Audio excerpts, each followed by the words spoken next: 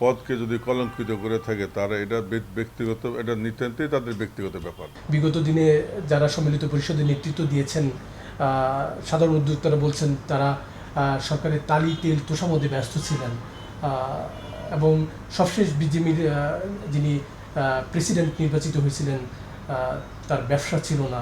এটি কি বিজেপিকে কলঙ্কিত করেছে না? এই যে সরকারের সঙ্গে তাল মেলানো, তালি দেয়া, সরকারের মানে মালিকদের স্বার্থের বাইরে সরকারের স্বার্থকে সুরক্ষা করা এবং অব্যবসায়ীকে বিজেপির প্রেসিডেন্ট বানানো। অব্যবসায়ী কিনা সেটা আমার জানা নাই। অব্যবসায়ী হলে তো উনি মানে প্রেসিডেন্সিয়াল পদে ইলেকশন বা ডাইরেক্টর পদও করতে পারতেন না। নিশ্চয়ই উনি ভোটার ছিলেন, এবং অতীতে যারা সম্মিলিত পরিষদে এই সমস্ত পদে এসে যদি কোনো পদকে যদি কলঙ্কিত করে থাকে তারা এটা ব্যক্তিগত, এটা নিতান্তই তাদের ব্যক্তিগত ব্যাপার। তারা হয়তো করে থাকতে পারে তাদের নিজস্ব স্বার্থসিদ্ধির জন্যে, স্বার্থ হাসিলের জন্যে, তাদের মানে কমপ্লিটলি তাদের ব্যক্তিগত মানে চরিত্রকে তারা তাদের নিজের মতো করে তারা হয়তো সাজাচ্ছে। আমাদের এটা আপনি হাতে গোনা করেন, আমাদের 35 জন, আপনার ডালাওভাবে তো এটা বদনাম করতে পারেন না। আমাদের টিমে হলো 35 জন, একজন দুজন করে যদি করে থাকে এর জন্য তো দল দায়ী না। এটা সারা বাংলাদেশে বলেন বহির্বিশ্বে সব জায়গায় ভালো মন্দ সংমিশ্রণে কিন্তু দল বা সংগঠন বা কোনো প্রতিষ্ঠান। তো যারা অন্যায় করছে তারা তাদের ফল পাইছে, যারা অপরাধ করছে তারা তার আইনের আওতায় গেছে। এতে আমাদের কারো কোনো ধরনের কোনো বিন্দুমাত্র কোনো নেই, কোনো এই আফসোস নাই, কোনো প্রতিহিংসা নাই। যদি অন্যায় করে থাকে দেশের প্রচলিত আইনে সে বিচারের মুখোমুখি হবে। আইনি সাজাপ্রাপ্ত হলে আমরা তাকে বয়কট করব, এটাই তো নিয়ম আমাদের, এবং আমরা সে জায়গায় অটল আছি।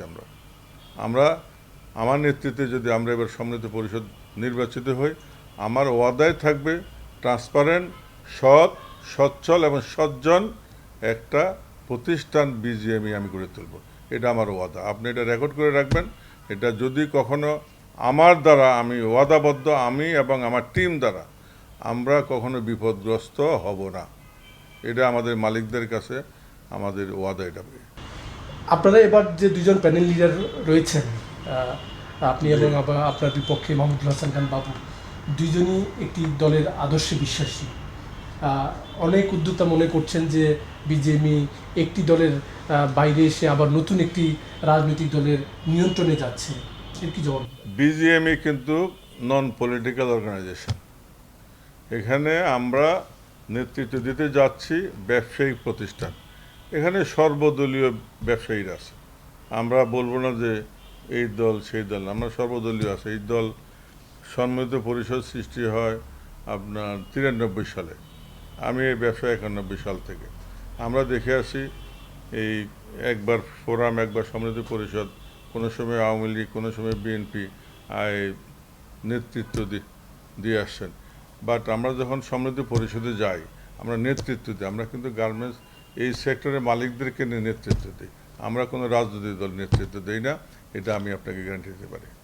রাজনৈতিক যদি পরিচয় থাকে সেটা আমার বাহিরে, আমার রাজনৈতিক পরিচয় আছে সেটা আমার নির্বাচনী এলাকায়, এবং সেটা আমার ব্যবসায়ীতে কোনো মানে প্রভাব আমরা ফেলি নাই, আমরা ফেলবো না।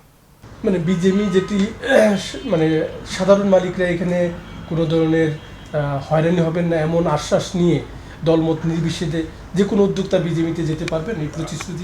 বিজিএমই তো উদ্যোক্তাদের প্রতিষ্ঠান। এটা যেমন আমার অফিস, আমাদের এটা কেন্দ্রীয় অফিস বল বা আমার বিজিএমই হলো আমাদের মালিক সমিতির মালিকদের অফিস।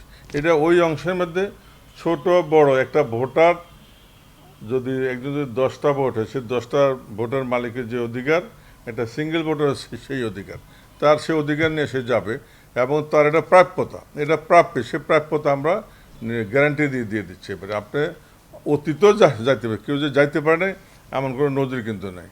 কিন্তু এবার আমরা আরও ট্রান্সপারেন্টলি যাব। আমরা একটা ফ্রন্ট ডেস্ক খুলব যে মে আই হেল্প ইউ। কোনো মালিক যদি যায়, নিচেই আমাদের রিসেপশনে একটা হেল্প ডেস্ক থাকবে। কেন গেলেন, কার কাছে যাবেন, ওই ভদ্রলোকের বা ওই মালিকের সমস্ত কিছু সমাধান না হওয়া পর্যন্ত একজন হেল্পিং হ্যান্ড আমাদের স্টাফ, জুনিয়র স্টাফ বা স্টাফ ওনার সাথে থেকে ওনাকে যেভাবে এন্টারটেইন করার দরকার, ওনার সমস্যা সমাধান করার দরকার, ফুল টাইম সার্ভিস দেওয়া ওনাকে আবার গাড়ি উঠে দেয়। এটাই আমাদের আরেকটা পরিকল্পনা আমাদের। কেউ যাতে বুঝতে না পারে আমি কোথায় গেছি, সে যাতে বুঝতে পারে এটা আমার বাড়ি, এটা আমার অফিস, এটা আমার প্রতিষ্ঠান। আমরা সেইভাবে আমাদের পরিবেশ ইনশাল্লাহ আমরা স্থাপন করব।